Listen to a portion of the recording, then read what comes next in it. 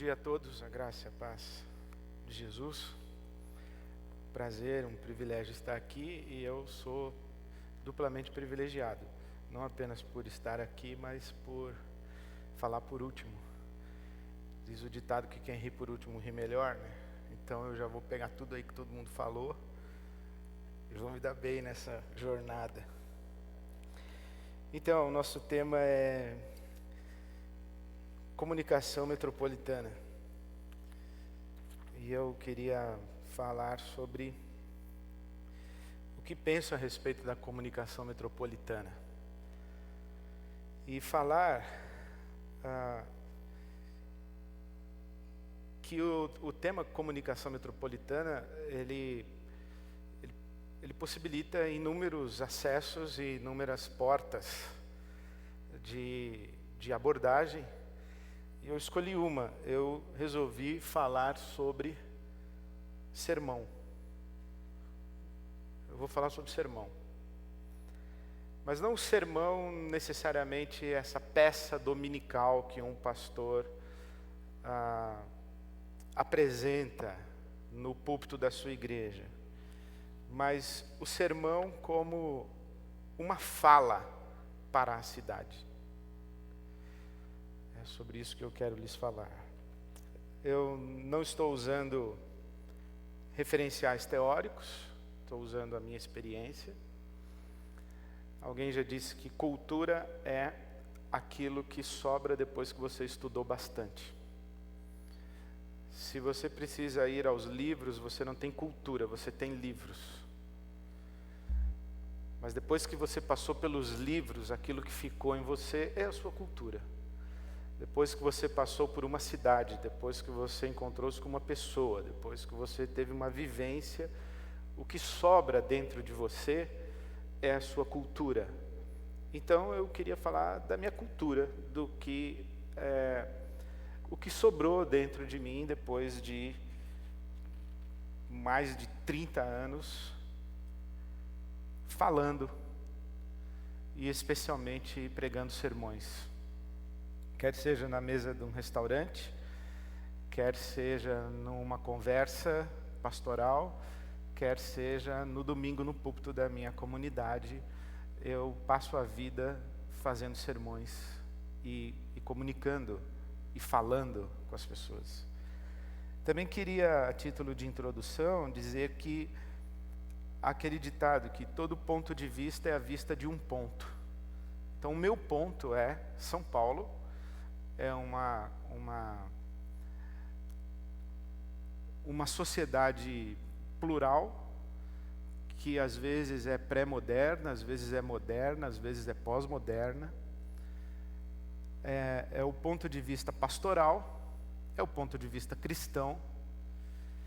Então eu falo do meu locus, e falo da minha experiência. Não vou falar tudo e não vou falar todos os aspectos da comunicação metropolitana. Por exemplo, eu poderia falar sobre mídias sociais, as novas mídias, poderia falar sobre teorias da comunicação. E enquanto eu estava aqui observando e vendo os meus pares, ouvindo, prestando atenção, me ocorreu que sobre comunicação, por exemplo, nós poderíamos e deveríamos prestar atenção nas mensagens subliminares. Aquilo que nos é dito sem que a gente perceba que está sendo dito. Por exemplo, amanhã nós temos a final do Campeonato Paulista. O time para quem você deve torcer não é um time verde e branco. Isso é indução. Isso aqui é mensagem subliminar. Um dos homens que mais abençoou, influenciou a minha vida, o pastor Ari Veloso, acho que o fantasma dele ainda está aqui nessa igreja. Então eu gostaria que você registrasse. Comunicação é isso. Comunicação é o que você tem que pensar, guardar. Comunicação é essa arte de sugerir um conceito, uma ideia, um impulso, uma vontade, um compromisso, fazer você se levantar do seu lugar na direção de alguma coisa. Então eu queria deixar claro para você, amanhã, quando você estiver acompanhando o jogo, você pensa no time que está vestido de branco e esqueça o verde. Isso é comunicação também. Então vamos aos 10 mandamentos do comunicador contemporâneo. Eu resolvi organizar dessa maneira, que está na categoria de mandamentos, mas poderiam ser sugestões, mas vamos aos 10 mandamentos. Primeiro mandamento: desenvolverás tua própria teologia. Desenvolverás tua própria teologia. Com isso eu quero dizer que nós precisamos ter um esqueleto conceitual, que não é importante apenas o como falamos, mas o mais importante é o que falamos. O que falamos para a cidade? Quando digo você desenvolver a sua própria teologia, eu estou dizendo, qual o seu conceito de Deus? Qual é o seu conceito fundamental de Deus? Ele é um general, ele é um pai, ele é um jardineiro, ele é um professor. Quem é o seu Deus? Ele é um legislador? Quando as pessoas passam um tempo ouvindo você, como é que elas percebem que é o Deus que você está apresentando para elas? Os rabinos dizem o seguinte, que a Bíblia Sagrada fala do Deus de Abraão, Deus de Isaac e o Deus de Jacó. Não fala o Deus de Abraão, de Isaac e de Jacó. Fala o Deus de Abraão, o Deus de Isaac e o Deus de Jacó. Porque muito embora seja o mesmo Deus, ele é um para Abraão, é um para Isaac e é um para Jacó. O Deus de Isaac é contemplado a partir da posição de um homem deitado, olhando para cima, com o seu pai, com o cutelo na mão. O Deus de Abraão é contemplado da posição de um homem olhando para baixo, a face do seu filho e com o cutelo na mão. Qual é o Deus que você vai apresentar? Qual é o Deus que você apresenta? Qual o seu conceito, por exemplo, de ser humano? O ser humano é bom? O ser humano é mau? O ser humano é ambíguo? Dependendo da sua opção teológica, você vai construir toda uma argumentação. Quando eu digo você desenvolver o seu conceito teológico e desenvolver a sua própria teologia, por exemplo, foi o que o Sérgio fez para nós aqui hoje de manhã. Ele apresentou uma teologia da cidade. A cidade é boa, a cidade é má. Quais são as cidades da Bíblia? Babel, Babilônia, Nínive, Roma. Quais são as cidades da Bíblia? A Nova Jerusalém, a Jerusalém. Qual é o seu conceito de cidade? A cidade é o ambiente hostil da adversidade ou é o ambiente belo do empreendimento humano? A cidade é obra das mãos dos homens, rivalizando com a obra da mão de Deus, que fez o jardim, ou a cidade é obra das mãos dos homens, cumprindo o mandato cultural recebido no jardim? Você tem que decidir qual é a sua visão da cidade. A cidade é sua inimiga, é sua aliada, é neutra? Qual é a sua teologia da cidade? Quando eu falo desenvolverás a sua própria teologia, eu sugiro para você fugir das armadilhas dos sistemas teológicos. Toda teologia é datada. Eu, por exemplo, não gosto quando alguém diz assim, você é calvinista? Eu falo, não. Então você é arminiano? Eu falo, também não. Então você é conservador? Não. Você é liberal? Também não. Então você é pentecostal, carismático? Eu falo, não, também não. Então você é da teologia da libertação? Não, também não. Porque eu aprendo coisas com a teologia calvinista, mas eu critico a teologia calvinista. Eu aprendo coisas com a teologia arminiana, mas eu critico a teologia, o sistema. Eu aprendo com o pietismo, eu aprendo com a teologia da libertação. Você fugir do sistema teológico. Não cabe a diversidade da alma humana, da história humana, das sociedades humanas e a própria riqueza da Bíblia Sagrada, que meu amigo Ariovaldo Ramos diz que a Bíblia é um livro zipado. Quando você abre, ele continua abrindo. Não dá para você encaixar a Bíblia Sagrada num sistema teológico. Uma das vezes em que eu fui criticado e que mais feriu a minha alma pelos comentários do pastor que falou a meu respeito, uma das coisas que ele falou eu recebi como um elogio, embora ele tivesse pretendido me ofender. Ele disse: o Ed é um ornitorrinco teológico. Eu falei: sou mesmo, porque não dá para me classificar. Classificar alguém teologicamente é reduzir tanto o universo da teologia quanto a inteligência desse alguém. Então, se você quer falar, a sua grande preocupação, em primeiro lugar, deve ser o que é que você quer falar. Você tem uma mensagem. Qual é a sua mensagem? E essa mensagem tem que ter uma coerência.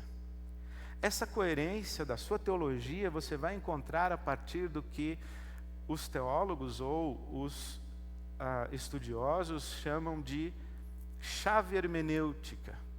Como é que você lê a Bíblia? Em que chave hermenêutica você lê a Bíblia? Por exemplo, a chave hermenêutica da teologia da libertação é o Êxodo. A chave hermenêutica da teologia pentecostal carismática é o Pentecostes. A chave hermenêutica da reforma protestante é Cristo. Lutero dizia que todo texto bíblico tem o seu ponto Cristo. Você tem que ler a história de Raabe e encontrar Cristo. Ler a história do filho pródigo e encontrar Cristo. Ler a biografia de Daniel e encontrar Cristo. Todo o texto bíblico tem o seu ponto Cristo.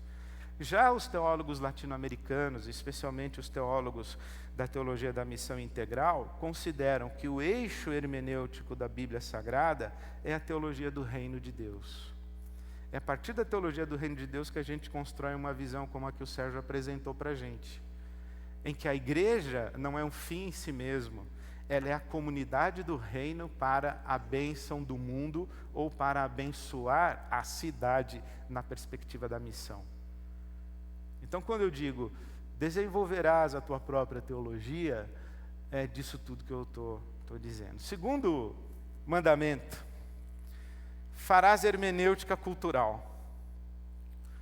O que eu chamo de hermenêutica cultural, eu coloquei entre aspas, o que eu chamo de hermenêutica cultural é uma certa provocação à maneira como me ensinaram a interpretar a Bíblia no seminário. Me ensinaram a interpretar a Bíblia no seminário fazendo exegese e estudando hebraico e grego. E durante muitos anos eu estudei o Novo Dicionário Internacional de Teologia, que pega a palavra casa, diz como a palavra casa foi usada na cultura grega, foi usada no Novo Testamento, quantas vezes aparece, quantas vezes se repete e tal. E aí a gente lê, eu fui ensinado no seminário a ler assim, chegou carta da missionária. Prezados irmãos, aqui tudo bem. Aqui. A missionária já nos escreveu 19 cartas. Nas 19 cartas ela usou a palavra aqui 39 vezes. Aqui, 7 vezes a palavra estava querendo fazer referência a Angola. Aqui, 19 vezes estava fazendo referência a minha casa. E 8 vezes fazendo referência à nossa igreja. Portanto, dadas as evidências, aqui, irmãos, é lá onde ela está. Quer dizer, a mulher só falou que está tudo bem, pessoal. Então, quando eu penso assim, fazer hermenêutica cultural,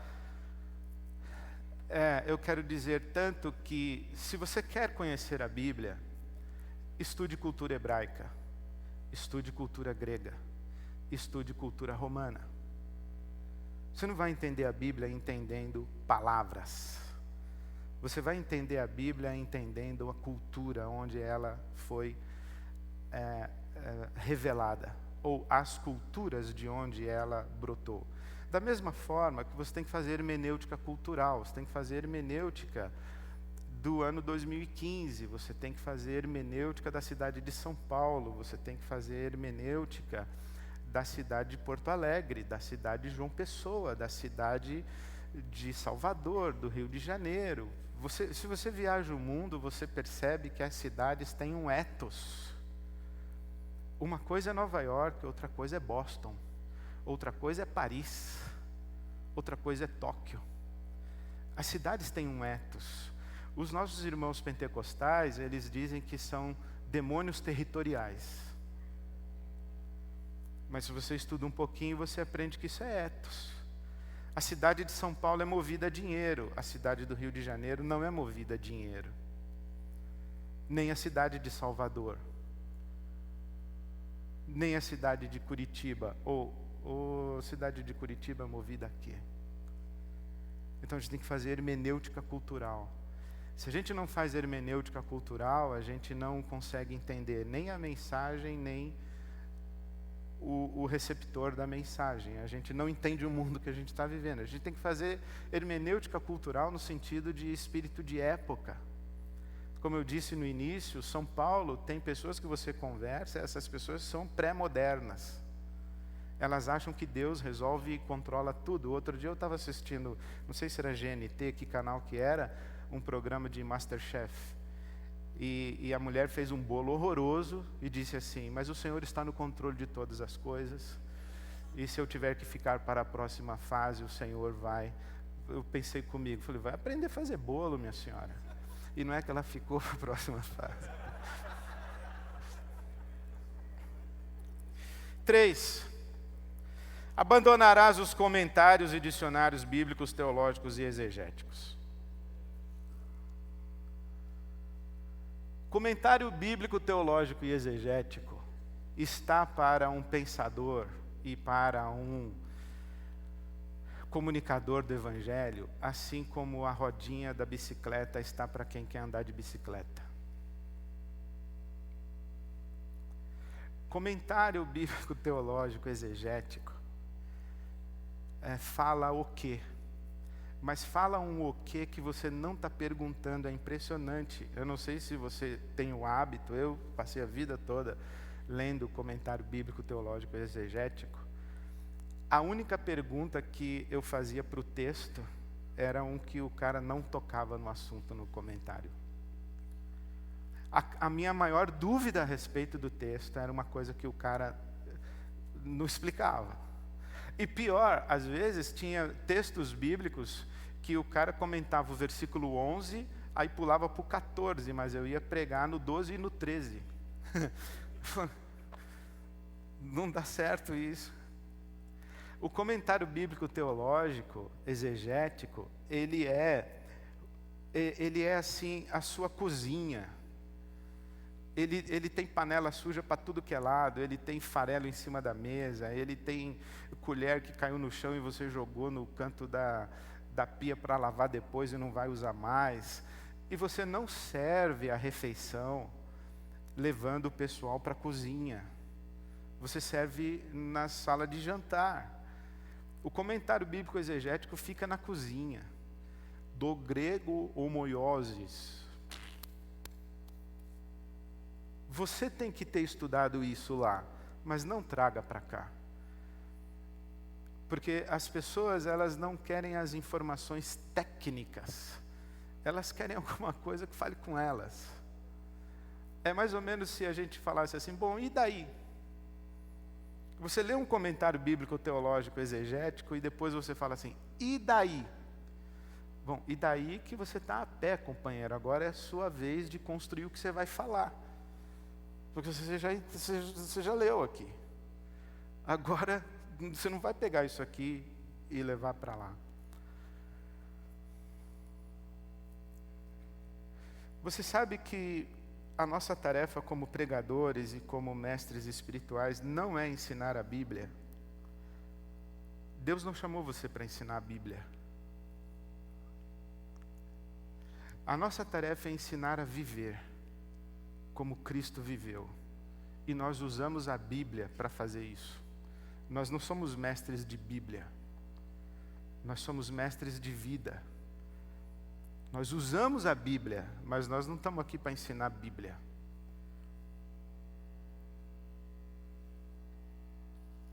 Quatro.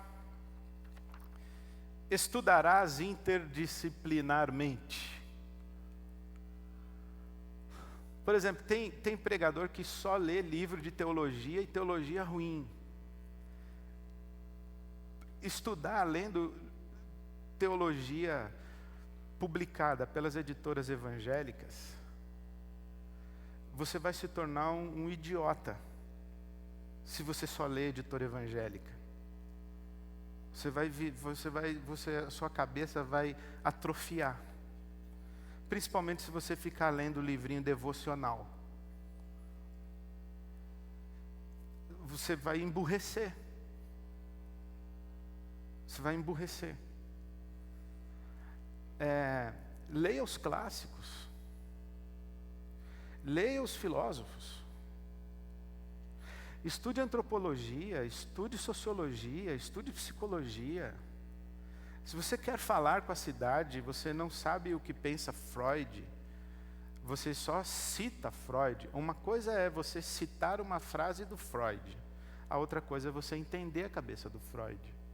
Uma coisa é você citar uma frase do Abraham Kuyper, a outra coisa é você entender o pensamento do Kuyper. E nós temos obrigação, não apenas de estudar, de ler, de conhecer. Talvez, principalmente, o grande desafio que nós temos hoje para a nossa comunicação com a cidade é conhecer cultura de massa.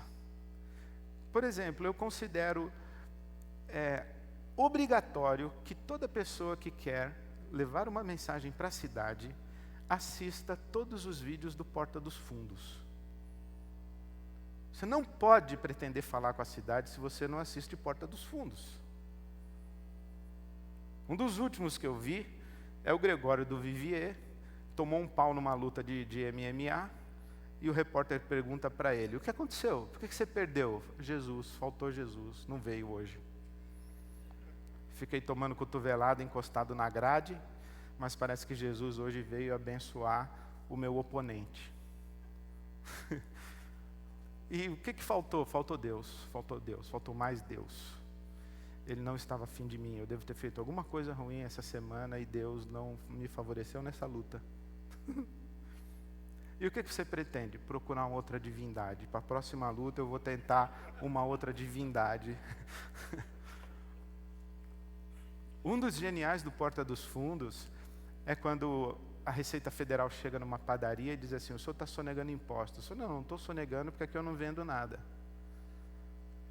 Não, o senhor vende frango. Não, frango ungido. Frango ungido deixou de ser mercadoria, passou a ser coisa sagrada. A pessoa dá uma oferta quando leva o frango ungido, mas não é venda, é oferta. Oferta não é tributada. Então, você tem que... Como é que você conversa com esse cara? Como é que você conversa, por exemplo, com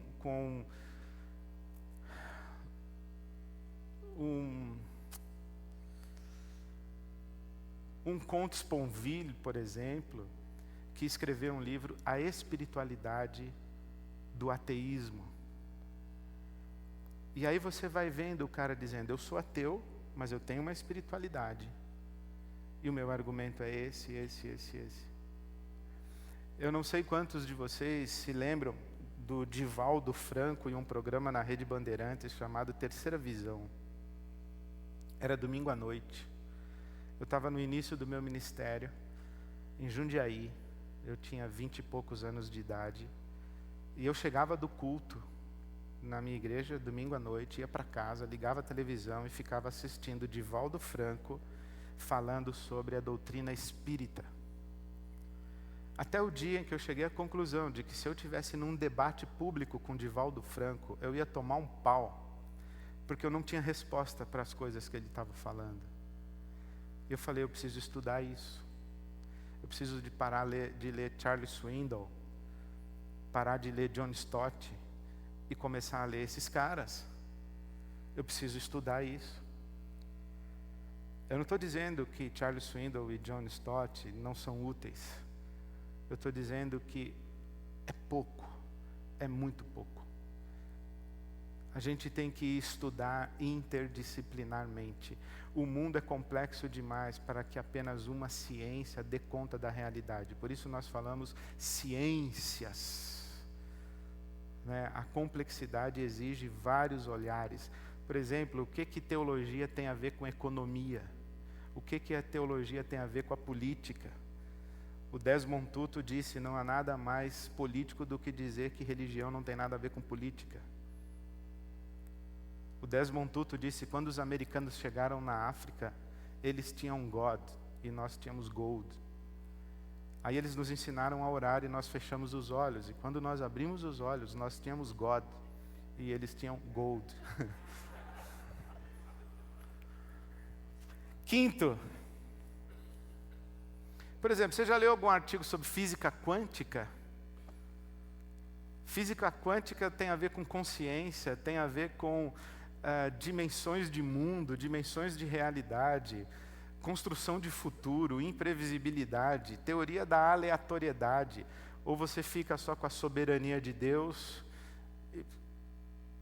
enfim, Deus que me perdoe. Quinto, não descansarás enquanto não tiveres um insight. O que eu quero dizer com isso é superar a homilética. Eu aprendi no seminário que eu tinha que construir um sermão assim, ó, proposição e divisões maiores. Proposição. O amor de Deus é o amor perfeito. Então eu quero falar para vocês hoje à noite que o amor de Deus é o amor perfeito. Divisões maiores. É perfeito porque é abrangente. É perfeito porque é eterno. É perfeito porque é incondicional. É perfeito porque não sei o que lá. Bom, afinal de contas, você quer falar que o amor de Deus é perfeito, que ele é incondicional, que ele é abrangente, que ele é o quê? E quando eu falo assim de um insight, é você ter tem que ter uma coisa que pegou seu coração, aquilo é uma coisa que você quer compartilhar, é uma coisa que você quer dar para aquela pessoa, porque aquilo possuiu você. Uma coisa é quando a gente fala do que a gente estudou, outra coisa é quando a gente fala de algo que nos possuiu. E enquanto a gente não tem algo que nos possui, a gente não tem algo a dizer, a gente tem só informação para transferir. Então não descansarás enquanto não tiveres um insight, uma revelação, uma resposta, alguma coisa que queima seu coração. Transformarás ouvidos em olhos. 6. Transformarás ouvidos em olhos, contarás histórias, parábolas, construirás imagens. Veja o que o Sandro fez com a gente. O homem que plantava árvores. O que é liderar? É plantar árvores. Daí, quando ele diz liderar é plantar árvores, liderar é agir generosamente plantando árvores, na sua cabeça imediatamente dispara uma série de aplicações para liderança, generosidade e plantar árvores. É uma imagem. Transformarás ouvidos em olhos. A nossa fala, nós estamos vivendo a época da imagem, não é isso? Houve uma época em que era a tradição oral, outra época a tradição escrita, outra época imagem, colagem. O Régis Debray, ele diz o seguinte, que é a logoesfera oral, grafoesfera, e nós vivemos a videoesfera. Alguns já dizem que estamos vivendo a dataesfera, mas ainda a imagem tem um poder extraordinário. 7. Não serás óbvio.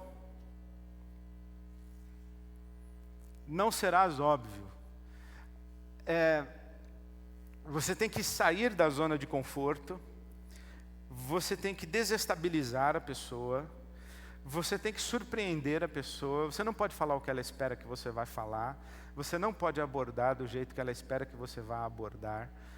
Os teóricos de comunicação, eles dizem que o nosso cérebro tem área de Broca, uma área de Broca. A área de Broca é o seguinte: quando eu falo uma coisa para você, o seu cérebro imediatamente pega essa coisa e confere na área de Broca se tem algo aqui na área de Broca semelhante, para fazer o link.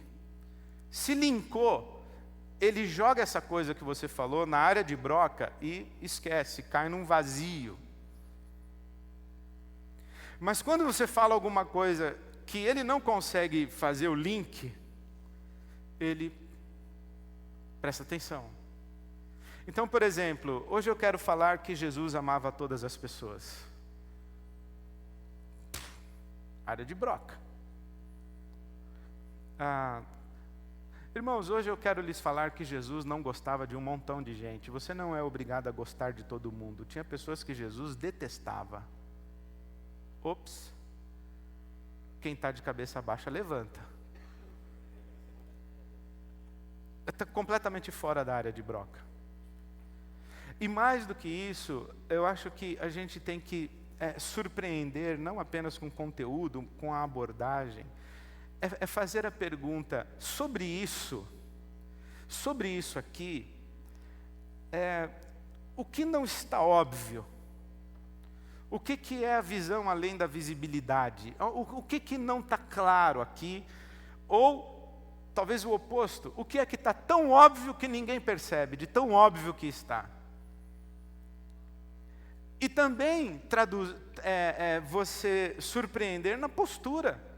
Eu aprendi isso quando eu estava no seminário ainda. Nós descobrimos os seminaristas que tinha um camarada que não cobrava o corte de cabelo dos seminaristas. Então eu só cortava lá, eu e a torcida do Corinthians que estudava na Faculdade Teológica Batista de São Paulo. Eu ia lá, e o barbeiro era o Zezinho. E o seu Zezinho, ele cortava dos professores, dos teólogos, dos missionários, dos seminaristas, e todo cidadão que sentava lá ficava evangelizando o tal do Zezinho. E eu lembro que um dia eu sentei, peguei uma revista e comecei a ler a revista. E aí no final, eu fui saindo, falei, valeu aí, obrigado. Ele falou, não vai pagar? Eu falei, não, eu sou seminarista. Ele falou, seminarista? Ficou lendo revista aí, não tentou me evangelizar, não falou de Bíblia? Eu falei, rapaz, todo mundo vem aqui e fala de Bíblia com você. Não adiantou nada, olha você. Eu não vou ser mais um, não vou perder meu tempo com você. Valeu aí. Conclusão. Ficou meu amigo, gostava de conversar comigo, fazia perguntas de teologia para mim, queria saber mais. Eu falava, Zezinho, isso eu ainda não estudei, ainda comecei agora no seminário, não cheguei nesse capítulo. Mas ele ficou, porque essa postura é surpreendente. Eu conheci um camarada, a noiva dele falou assim para mim, pastor, meu noivo, ele quer falar com o senhor, porque a gente vai casar e eu faço questão que o senhor faça o casamento, mas ele detesta crente. Falei, manda ele me ligar. Aí ele liga. Ô Ed, aqui é o Vinícius. Quando você puder me dar uma ligada aí, eu estou muito ocupado, insiste que às vezes eu não atendo. Pá! Cara folgado, bicho. Beleza, eu insisti, marcamos uma hora para conversar. Chegou na minha sala, sentou, falou, vou logo dizendo, detesto o pastor. Eu falei, somos dois. Detesto crente. Eu falei, eu também. Detesto religião. Eu falei, eu também. Detesto igreja. Eu falei, eu também. Até agora estamos de acordo. Qual que é o problema mesmo que eu não estou entendendo? Ele falou, mas tu não é pastor? Eu falei, e daí? Acho que é por isso mesmo que eu não gosto de igreja, de crente, de religião. É porque eu estou por aqui com esses caras e com essas coisas todas. Bom, se converteu e começou a me encher que queria ser batizado. Eu falava, tu não está pronto ainda para ser batizado. Fica na tua aí, tu ainda não gosta de crente, não gosta de igreja, não gosta de pastor, não gosta tu não está pronto para ser batizado. Fui fazer o casamento dele num hotel aqui na Avenida Paulista. Acabou o casamento, tô do lado dele, assim, na recepção. Eu falei assim, tá vendo como tu é um cara azarado? Amanhã tem batismo e tu tá em lua de mel. Ele virou para a esposa dele e falou assim, vamos viajar só segunda-feira, amanhã é o dia do meu batismo. Ela virou para ele e falou, você tá de brincadeira? Ele falou, não tô não. Mais importante é o meu batismo do que a nossa lua de mel. Eu falei, Vinícius, tá de boa. Mas começou assim, detesto tudo, detesto tudo, detesto tudo. Sabe uma coisa que eu acho? Nós não somos advogados de Deus. A Bíblia ela sabe se defender. Nós queremos comunicar com as pessoas. Nós não queremos fazer a defesa da Bíblia, do Evangelho, do cristianismo, de Deus, da teologia ortodoxa. Nós queremos só ter uma relação de pessoa para pessoa, de coração para coração com as pessoas. 8. Encontrarás o caminho até a alma do teu ouvinte.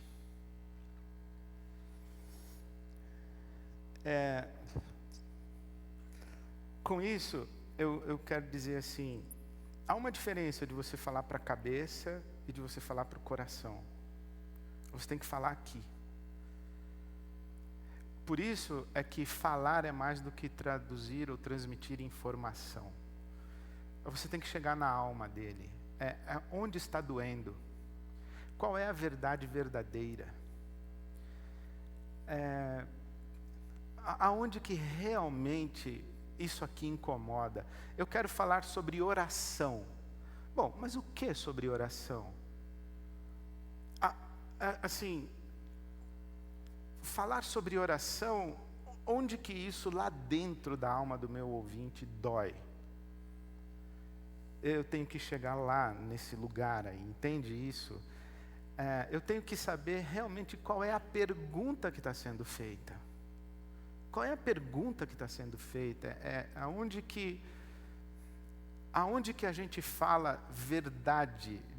Assim, a verdade verdadeira mesmo, não esse jogo de conversas politicamente correto, mas ir lá no fundo da alma. Eu lembro a história contada pelo Eduardo Galeano. Ele disse que um missionário chegou numa tribo na Bolívia e foi falar com o cacique. E aí ele falou, o cacique ouviu.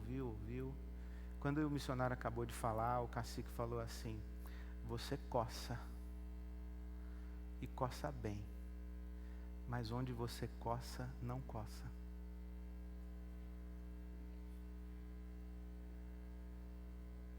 Então nós temos muitos discursos respondendo perguntas que não estão sendo feitas, porque nós não temos coragem de tentar responder as perguntas que realmente importam ser respondidas, ou pior, nós não temos respostas para elas.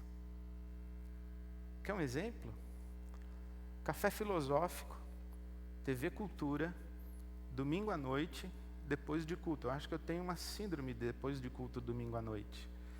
Estou assistindo Café Filosófico. Carmita Ábido, especialista em sexualidade, pesquisadora, talvez a maior autoridade brasileira no tema. Ela disse o seguinte: a vida sexual, hoje, ela é iniciada pelos nossos filhos aos 15 anos, mais ou menos 2. Isto é, ou aos 13 ou aos 17. 15 mais ou menos 2. Margem de erro. Então, entre 13 e 17 anos, a maioria dos nossos meninos está iniciando sua vida sexual ativa. Mas as pessoas estão casando-se hoje aos 30 anos, mais ou menos 2. 28 ou 32. Logo, ao casar-se, alguém tem 15 anos de vida sexual ativa, mais ou menos 2. Vários parceiros, múltiplas relações. Aí no dia do casamento vai no altar na frente do pastor e diz: prometo ser fiel. Como que você interrompe uma prática de 15 anos de pluralidade de parceiros sexuais e se torna fiel à esposa e ao marido? Temos alto índice de divórcio, multiplicação de experiências de adultério nas nossas comunidades. Bom, a gente desenvolve uma pastoral, quem ama espera. Mas o problema não é que quem ama espera. Quem tem tesão não consegue esperar e nem pensa se ama. Aí a gente finge que não acontece sexo nas nossas comunidades e que a juventude das nossas igrejas não tem vida sexual ativa. Mas nós temos os nossos ministérios de singles, casados, descasados, solteiros e viúvos. É tudo um pessoal que não tem vida sexual ativa, porque está na igreja. Se resolve como? Com texto áureo, leitura diária da Bíblia. É pena que o Lisanes não está aqui, porque eu ia brincar com ele. Que eu achei que quando o camarada falou que ele não viu lá o outdoor da Playboy, e falou para ele, fiquei decepcionado com o senhor, é que o senhor fechou a janela. Porque, assim, como nós vamos resolver essa questão? Porque nós estamos coçando onde não coça, e onde coça nós não estamos coçando. Nós estamos falando coisas óbvias e nós não estamos chegando na alma das pessoas, na sua culpa, na sua frustração, na sua angústia, na sua promiscuidade. O que dizer da ética dos profissionais das nossas comunidades? Há poucos domingos chegou um senhor para mim, me cumprimentou. Bom dia, pastor. Bom dia. Preciso falar com o senhor. Eu falei, sobre o quê? Ele falou, eu estou envolvido no escândalo da Lava Jato e eu sou sua ovelha. Eu falei, você precisa falar comigo mesmo e eu também contigo. Como é que você foi parar na Lava Jato? Pois é, pastor, eu fui parar na Lava Jato. E ele poderia ter dito para mim, mas não sou só eu não. Aqui na nossa comunidade tem uns 4, 5 aí que eu já fiz contrato com eles. Mas a gente finge que não vê, a gente finge que não existe, a gente não chega na alma, não coça onde está coçando. A senhora senta na minha frente e diz assim, pastor, sou divorciada, tenho 2 filhas, uma de 17 e uma de 14. E eu quero refazer a minha vida e casar-me novamente. Mas na idade que eu estou, não dá para eu namorar sem fazer sexo. Mas também eu não quero me casar e colocar um homem dentro da minha casa, tendo eu uma filha de 17 e uma de 14. O que eu faço? Reza, minha irmã. Reza. 5 Ave Maria, 3 Padre Nosso. Então, a gente tem que coçar aonde está coçando.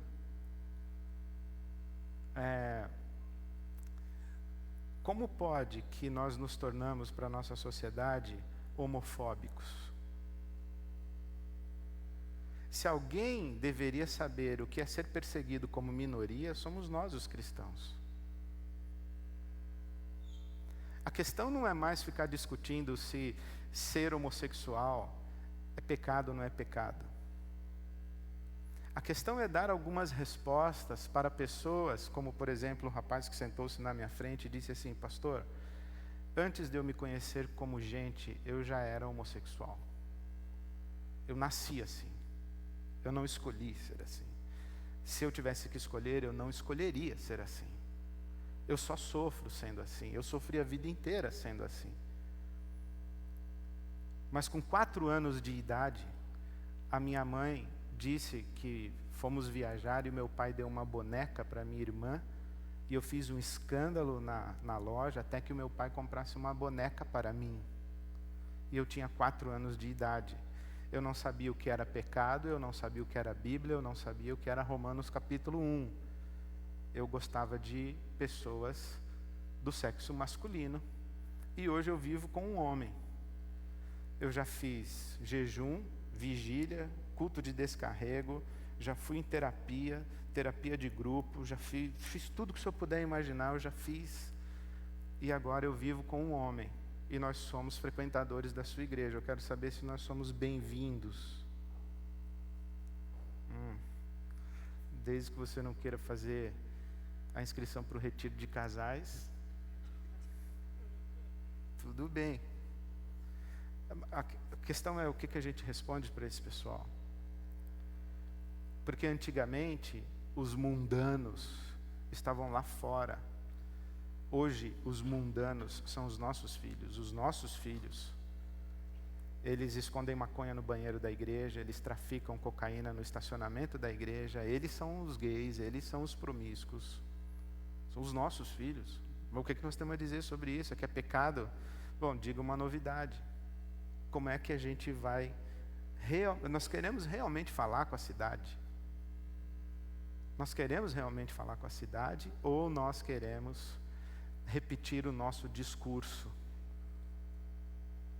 As nossas ideias que não correspondem mais aos fatos, e as nossas igrejas são piscinas cheias de ratos. 9. Jamais fará proselitismo. Eu desisti de fazer proselitismo. Fazer proselitismo é posar de vendedor de enciclopédia. Fazer proselitismo é fechar o pedido. É apresentar as 4 leis espirituais e dizer para o cara, então, aceita ou não aceita? Se o cara levantar a mão, aceitar Jesus, aí fechou o pedido. Pá, fechei a venda. Não, hoje não dá mais para ser assim. Hoje a nossa abordagem ela precisa ser um pouco mais dialogal. Ela precisa ser um pouco menos apologética no sentido de tentar enfiar uma verdade na cabeça dos outros. Hoje nós temos que dizer, diga aí o que você crê, eu digo o que eu creio, ele diz o que ele crê, e aí põe aí tudo na mesa, né? E o Espírito Santo é quem convence do pecado, da justiça e do juízo, não somos nós. Nós compartilhamos respeitosa, afetivamente, se possível, no paradoxo de compartilhar Cristo desinteressadamente. Isso é fora do óbvio.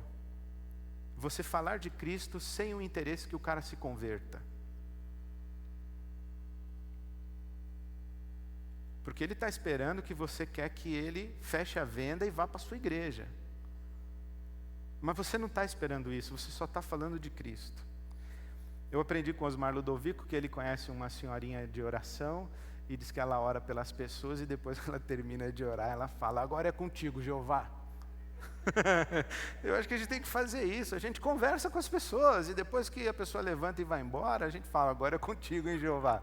Já está a semente lá. Porque as pessoas hoje, quando elas percebem que você quer forçá-las a uma direção, elas entram no modo defesa e começam a dar passos para trás. 10. Serás visceralmente honesto. Fraquezas, sombras, dúvidas, dificuldades de crer. Eu, por exemplo, me meti numa confusão muito recentemente, aliás, não foi a primeira, e acho que não será a última, quando eu falei que tinha dificuldade de acreditar no inferno. E aí já me pintaram com todas as cores. Bom, primeiro, eu realmente tenho dificuldade de acreditar no inferno. Segundo, eu tenho muita esperança que o inferno esteja vazio. Terceira, eu tenho testemunhos da história de cristãos que acreditam que o inferno vai estar vazio. 4, eu encontro referências bíblicas suficientes para alimentar essa esperança em mim. E 5, eu encontro todo o oposto também. Um monte de texto bíblico que me diz que o inferno vai estar cheio, um monte de teólogos que dizem que o inferno existe mesmo. Eu tenho uma dificuldade de acreditar nisso. Sabe quando eu falo essas coisas, eu sinto que um monte de gente diz assim, ó, até o pastor tem, eu então estou liberado. Tá mesmo, tem as suas dúvidas. Admita que os críticos da igreja, eles geralmente estão certos. Próximo retiro da CEPAL agora, o encontro da CEPAL é sobre desigrejados, de 4 a 8 de maio. Eu tenho que falar sobre desigrejados. Uma das coisas que eu pretendo falar, espero que Deus me dê saúde até lá, é que os caras estão certos. Eles têm que ir embora mesmo desse negócio que nós construímos, que a gente nunca devia ter construído, chamado igreja. Jesus não nos chamou para fazer igreja, Jesus nos chamou para dominar a terra. Não chamou para fazer igreja. Jesus não mandou a gente ser proselitista. Jesus mandou a gente ser testemunha dele. Ser testemunha dele é ser a encarnação de Deus do mesmo jeito que ele foi. É diferente de apresentar o plano da salvação e colocar na classe de catecúmenos e classe de doutrinas e de batismo. Nós temos que ser honestos e dizer, eu não sei responder isso, eu concordo com você, mas eu não sei te explicar direito, mas igreja ainda é uma coisa que eu acredito, tanto acredito que eu estou dentro. Mas você tem razão em muita coisa. Aliás, quando as pessoas vêm dizer assim, pastor, tem uma coisa na igreja que eu não gosto. Eu poderia dizer assim, só uma. Vamos fazer um joguinho, você me dá uma razão para ir embora da igreja, eu te dou mais 5. Te dou mais 10. Para cada uma sua, eu te dou 10. Eu estou dentro disso 50 anos, eu não aguento mais esse negócio. Vamos ser honestos. Quando nós somos honestos, as pessoas elas passam a ser honestas. E realmente é aí que a conversa se estabelece, que o diálogo se estabelece. 11. Incomodarás. O que não incomoda não faz diferença. Não é 11 mesmo. É incomodarás, porque o que não incomoda não faz diferença. Um sujeito que você concorda com tudo que ele falou, não fez a menor diferença na sua vida. Ele não puxou o seu elástico, ele não fez você pensar, ele não fez você considerar outras possibilidades, ele não fez você se autoavaliar. Mesmo que você, depois de pensar, continue discordando, você pensou. Mesmo se você, depois de pensar, você reafirmar a sua convicção, você pensou. Quando Paulo diz a Timóteo, ninguém despreze a tua mocidade, o desprezar é isso aqui, ó. O sujeito vem aqui, aí tem o Timóteo aqui, o sujeito vem aqui, e continua indo para onde estava indo. Isto aqui foi desprezado. O que o Paulo está dizendo é, Timóteo, quando alguém chegar em você, ele tem que dar um passo para trás, ele tem que sair para o lado, ele tem que ser empurrado para cá, ele tem que ser forçado a ir para lá, ele não pode passar por você e ir embora como se você não existisse. Você vai ter que incomodar, você vai ter que desestabilizar, você vai ter que empurrar o cara, para o cara pensar o seguinte, não, eu quero ir para aí mesmo. Não, mas você vai ter que passar por cima do meu argumento, por cima do meu testemunho, por cima do meu olhar, por cima do meu abraço, por cima do meu serviço. Você não vai andar como se eu não estivesse aqui, porque eu estou. Você vai ter que prestar atenção em mim. Você já cumprimentou pessoas que te estendem a mão olhando para o nada assim, ou olhando para outro? Eu tenho esse hábito de olhar para o nada e estender a mão para os outros. Mas eu fico louco da vida quando fazem isso comigo. Aí sabe o que eu faço? Eu seguro a mão. O cara está dizendo assim, então... Aí eu, bom dia. Ninguém pode dar a mão para você como se você não estivesse ali, como se você não existisse. Ninguém pode passar pelo testemunho cristão como se o testemunho cristão fosse inofensivo. Então você tem que incomodar. Última coisa, só vou ler sem comentar. Os 10 mandamentos foram 11. Danem-se as regras. O importante é você se comunicar. Bom dia, obrigado.